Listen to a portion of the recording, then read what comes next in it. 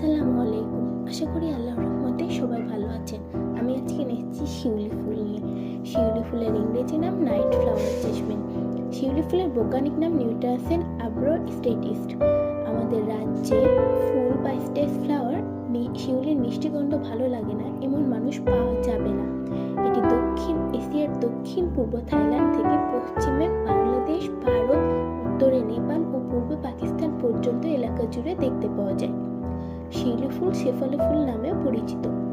সুগন্ধি জাতীয় এ ফুলে রয়েছে 5 থেকে 7টি সাদা বৃতি ও মাঝে লালচে কমলা টিউবের মতো বৃন্ত। এই ফুল রাতে ফোটে এবং সকালে ঝরে যায়। সাধারণত এই ফুল শরৎকালে ও হেমন্তকালে ফোটে। শরৎ ও হেমন্তর শিশির ভেজা সকালে ঝরে থাকা শিউলি অসম্ভব সুন্দর দৃষ্টি তৈরি করে। শিউলি গাছকে অনেক স্ট্রং ট্রি অফ শো বা বিষাদ বৃক্ষ বলা হয়ে থাকে। এই ফুল শিউলি ফুল গাছ কাষ্ঠল, ঝোপাল, গুল্ম ও বহুবর্ষী জীবী। এটি 10 মিটারের মতো লম্বা হয়। বাকল নরম, ধূসর ও গাছের পাতা 6 থেকে 7 সেন্টিমিটার লম্বা হয়। ফল চ্যাপ্টা ও বাদামি হৃৎপিণ্ডাকৃতির মতো হয়। শিউলি ফুল আমাদের অনেক উপকারে আসে। শিউলি গাছের রয়েছে অনেক ঔষধি গুণ।